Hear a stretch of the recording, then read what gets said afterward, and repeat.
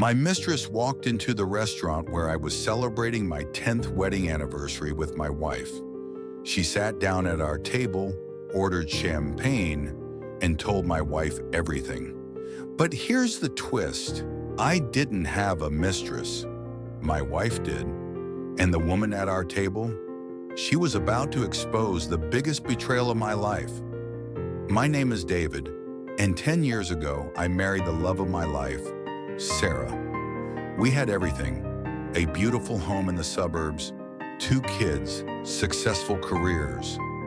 I was a software engineer making $200,000 a year. She was a marketing director pulling in $150,000. On paper, we were the perfect couple. For our 10th anniversary, I planned something special. I booked reservations at Lumiere, the most exclusive French restaurant in the city. $300 per person, 6-month waiting list. I bought her a diamond bracelet worth $8,000. I even arranged for her mother to watch the kids overnight. The morning of our anniversary, Sarah seemed nervous. She kept checking her phone, applying and reapplying her makeup. I thought she was just excited. I had no idea what was coming. We arrived at the restaurant at 7 p.m. The ambiance was perfect. Dim lighting, soft jazz, the smell of truffle and aged wine. Sarah looked stunning in a red dress I'd never seen before. She ordered the most expensive wine on the menu, a $2,000 Bordeaux. "We're celebrating," she said with a strange smile. 30 minutes into dinner, a woman approached our table, mid-30s, blonde, wearing a business suit. She looked directly at Sarah. "Is this him?" the woman asked. Sarah's face went white. The wine glass trembled in her hand. "I'm Rebecca," the woman said, pulling up a chair. "Your wife's girlfriend's wife." The words didn't make sense at first. Girlfriend's wife? I looked at Sarah. She was frozen, unable to speak. Rebecca pulled out her phone and placed it on the table. On the screen was a text conversation between Sarah and someone named Marcus. "My husband has been having an affair with your wife for 18 months, Rebecca said calmly. "I found out 3 weeks ago. I've been gathering evidence ever since." She swiped through the phone. Hotel receipts, explicit messages, photos of Sarah and Marcus at restaurants, at the beach, in what looked like a vacation rental.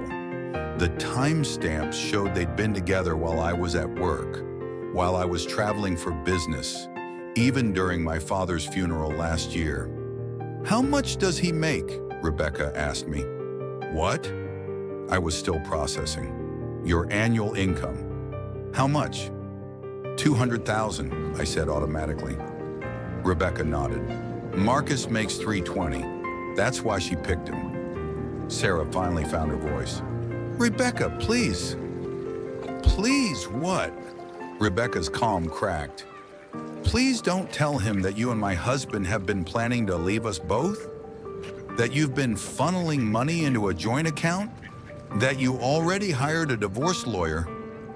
My stomach dropped. "What joint account?" Rebecca pulled out a folder. Inside were bank statements, an account I'd never seen before, in Sarah's name and Marcus's name. Deposits going back over a year. $50,000 total. $25,000 from our joint savings. $25,000 from Rebecca's accounts. "They were going to wait until after your anniversary," Rebecca said. "Sarah wanted the bracelet first. Marcus wanted to make sure I didn't suspect anything before the holidays." The restaurant had gone quiet. Other diners were watching. The waiter stood frozen with our entrees. Sarah started crying. "David, I can explain."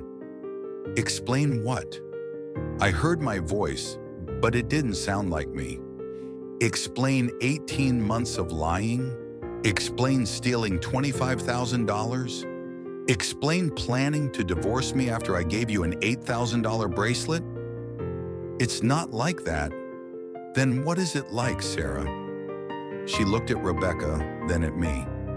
Marcus and we connected. He understands me in ways you never could. He's ambitious. He's passionate. He's married, Rebecca interrupted, with 3 kids, who he was also planning to abandon. Was? I caught the past tense. Rebecca smiled for the first time. I served him divorce papers this morning at his office in front of his boss and the entire executive team. He's been suspended pending an investigation into his expense reports. Turns out all those business trips with your wife were charged to the company card. That's embezzlement. Sarah's face went from white to green. I also sent the evidence to HR at your company, Rebecca told Sarah. Your boss received it about 2 hours ago. The one you told Marcus was clueless and easy to manipulate? She's not happy about the affair or the fact that you've been using company time and resources for your relationship. I stood up. The $8,000 bracelet was still in my jacket pocket. David, wait. Sarah grabbed my arm. I pulled away. Don't touch me. We can fix this. We can go to counseling. You stole $25,000 from our kids' college fund to run away with another woman's husband. There's nothing to fix. Rebecca handed me a business card. This is my lawyer. She specializes in high-asset divorces with infidelity. Tell her I referred you. She'll make sure you get everything you're entitled to. I took the card. Then I looked at Sarah one last time. I was going to give you this, I said, pulling out the bracelet box. But you know what? Rebecca deserves it more. I handed the box to Rebecca. She opened it, looked at the diamonds, then at Sarah. Thank you, she said. I'll wear it to court. I walked out of that restaurant and never looked back. The divorce took 6 months. Because Sarah had stolen marital assets and committed adultery.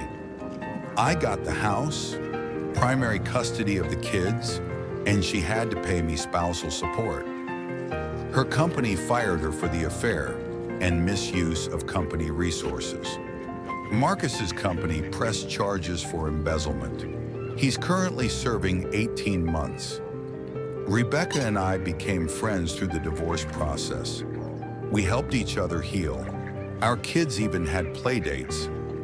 Last month, she wore that bracelet to her daughter's graduation. As for Sarah, last I heard, she's living in a studio apartment, working retail, and paying me $2,000 a month in support. She gets the kids every other weekend, supervised because of her emotional instability during the divorce. The best revenge isn't always something you plan. Sometimes it's just letting karma do its work. And sometimes karma shows up at your anniversary dinner in a business suit, carrying evidence that destroys everything your cheating spouse built. To Rebecca, thank you for having the courage to expose the truth. That bracelet looks better on you anyway.